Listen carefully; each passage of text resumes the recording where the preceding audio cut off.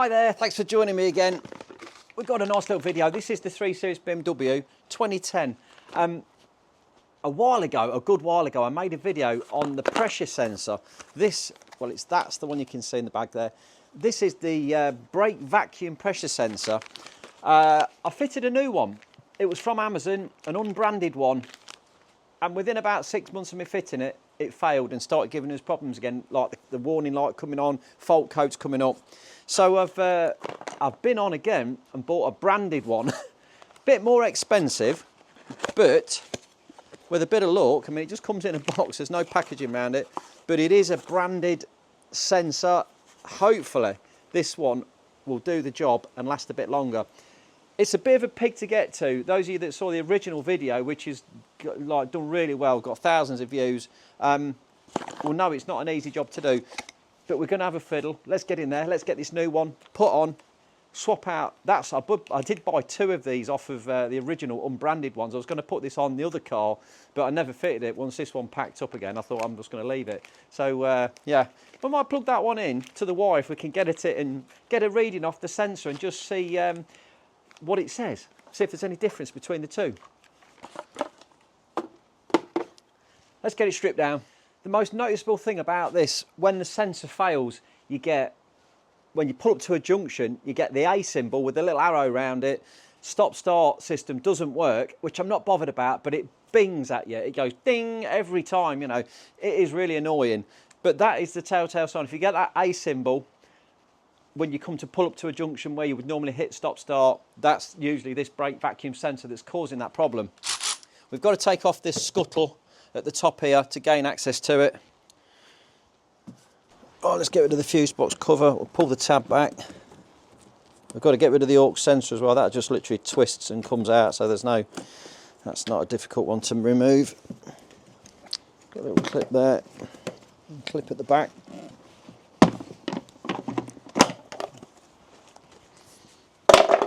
You can now see the brake master cylinder, and we've got to get down below that.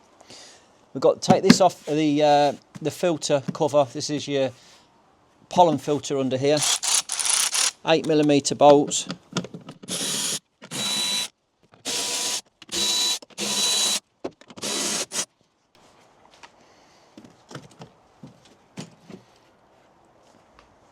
Got a few leaves and stuff behind here, look. Got a little screw here that's holding that rubber trim down.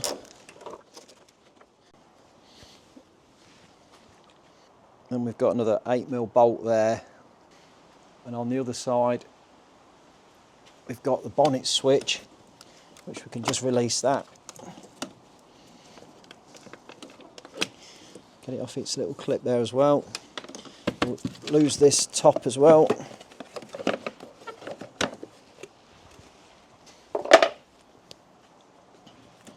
We can just pull that back on this side, make that easier. Say there's a little 8mm bolt there.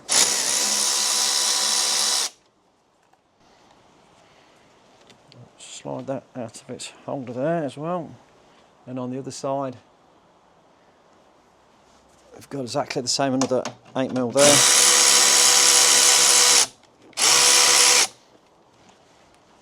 This in the middle, we've got to just slide that back. That's got a couple of tabs on it. Okay, that's off now as well. We should now be able to lift this and pull it this way.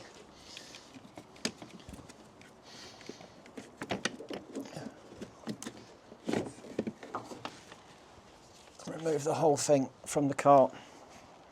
It'll give that a good clean down the back there.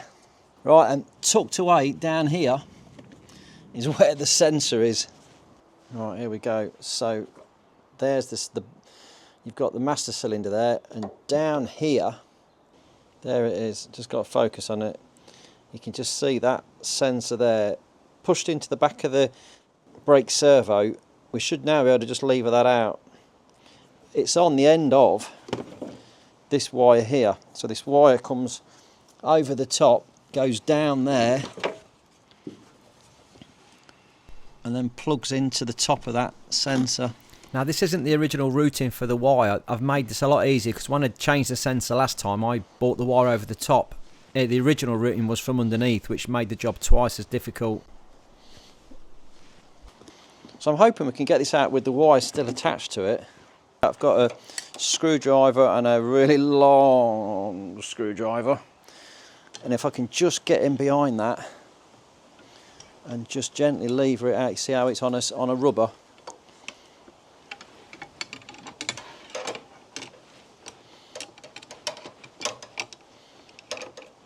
I did lube this up well last time I put it in, so hopefully it's going to come out quite easily. That's what I'm hoping for.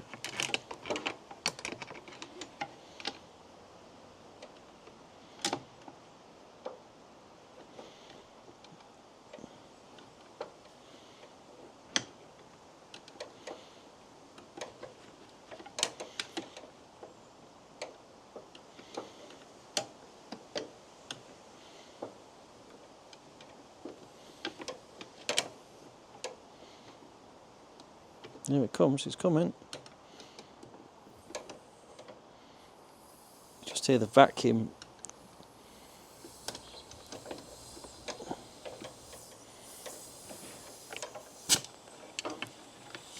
There it is. Now when I fitted this, I routed the wire in a different way. I put it over the top here, which is going to make this so much easier to get out. Last time it was so difficult to get it out. If I can just feed that round the back of that pipe over there, and just, here it comes, look. If I come all the way round, watch, my torch is in the way now.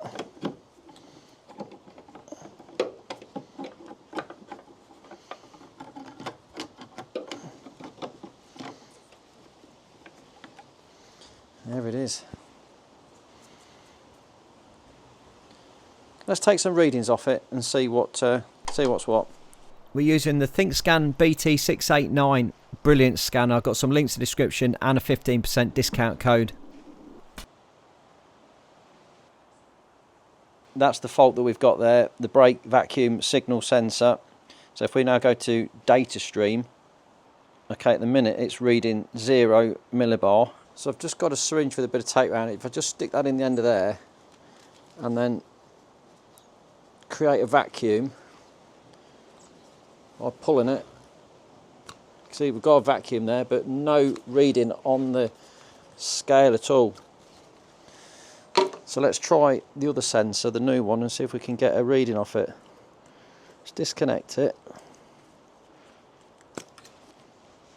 If I disconnect it, look, it goes up to 1091. Okay, so this is the branded one. So let's plug that in.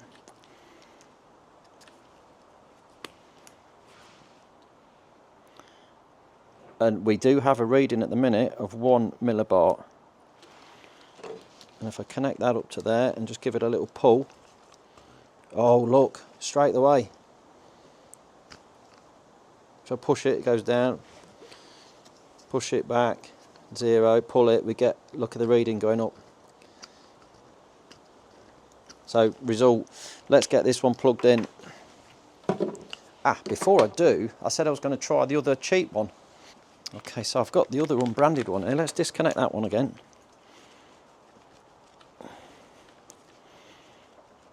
Oh, and get out. Push the tab and pull. There we go.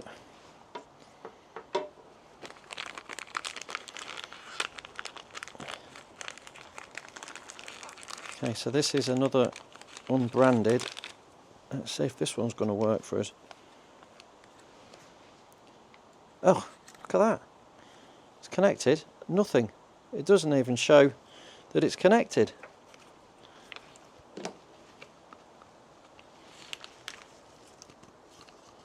Nothing.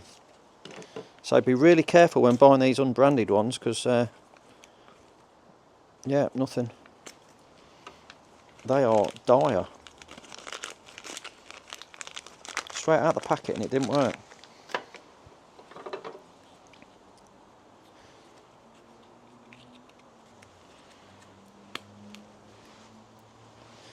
Let's just try it one more time. This is the branded one. Yeah.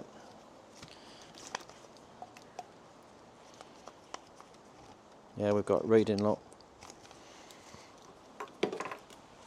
I put a little bit of silicone and spray on that, I think, or something, just to help it go in the hole again. I've got just a bit of the old silicone spray. I put links in the description for everything. Just a little bit on there. Give that a quick wipe round, just to help it go in. There we go, feed that back round again, so I need to move my torch out of the way. It's got to go down there. Oh, no it hasn't. No it hasn't, it's got to go in that side. There, and then go down and round.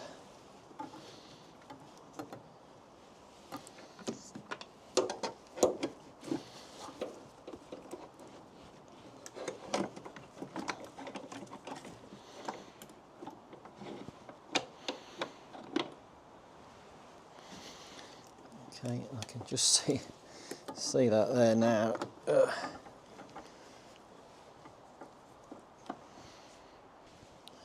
Using his faithful screwdrivers.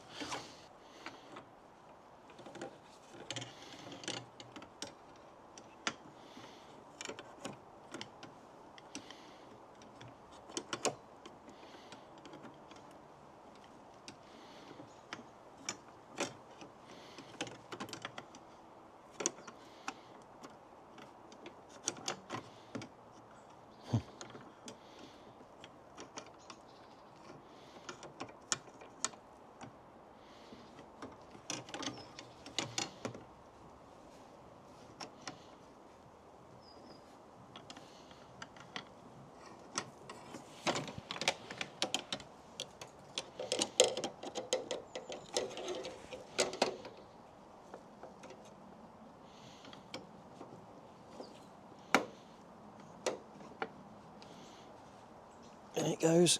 Go on, you.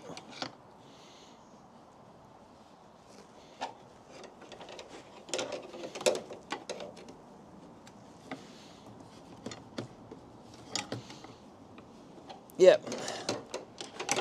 Okay, so that's back in again. All the way, yep. Okay.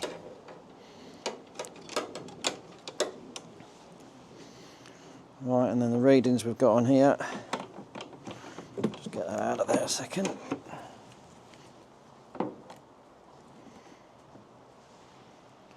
just start the car up.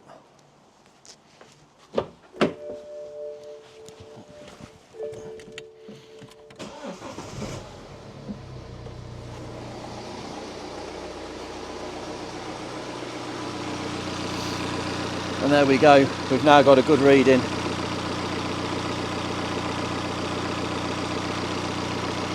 Let's put it all back together again.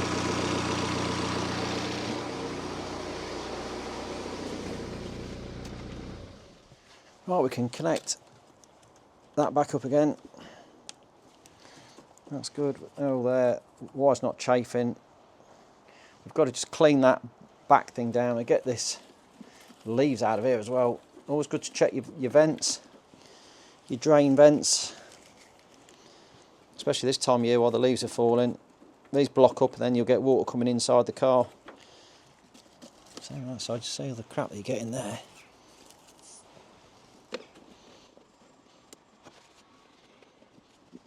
You can just pull the whole thing out and just rinse it down.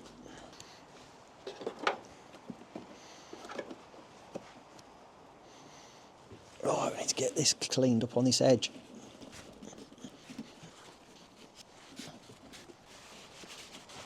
There we go. Right, we can slide the scuttle back in now.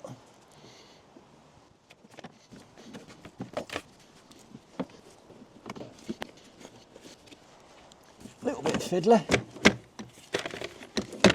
There it goes. Just make sure that's right the way back. Pull the rubber tabs through either side.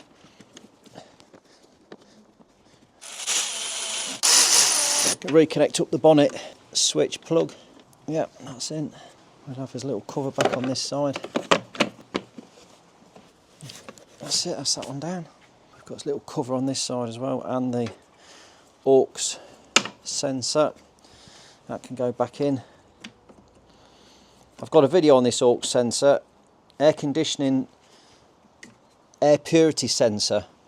That always throws a fault in when they get old.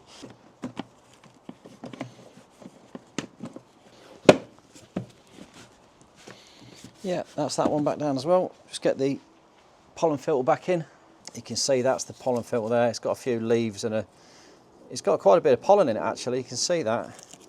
So I might have to change that at some point. I did that not too long ago. Why'd I say that? Time flies, it's probably been a couple of years.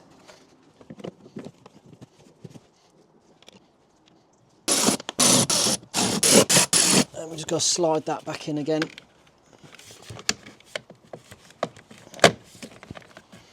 There we go. Okay, oh, let's fire the car up.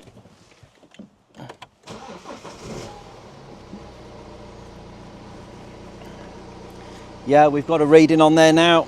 It's reading 960. If I just press the brake pedal, drops down a little bit, look, and comes back up again. What we need to do now is just clear the fault codes. Clear DTCs at the bottom there. Okay, fault codes cleared. Okay, let's just do a quick smart scan on this. Just checking through all the systems. And straight away they see anti-lock brake fluid level. Well, that's because we disconnected it. It knows. That's the importance of these code readers. They're so important. You would never, this fault would be in the car, in the system. It's checked 16 systems and just found that, which we can now clear that off. There we go. We are now, everything's ticked, clear, no problems in this system at all. So there we go, she's all fixed again. That sensor is reading perfectly. Stop-start system, yeah, everything's going to be working fine again. Just shows you the importance of these code readers, these scanners. This one, the Think scan, the Think Car Diagnostic Scanner, is a gem. It is a beauty. I'll put links in the description for it and discount codes for it. It does everything.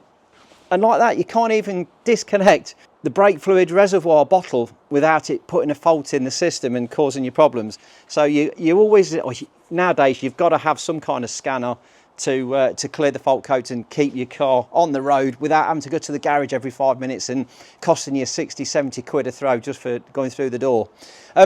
If this video's been of use, if you've enjoyed it, drop me a little thumbs up, like, subscribe. I'll pop all the links in the description for the sensors and everything, and I'll see you in another video. Thanks for watching.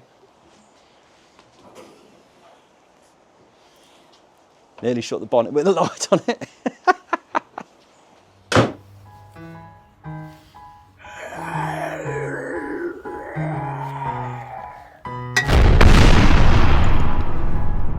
Wake up, today's gonna be a good day.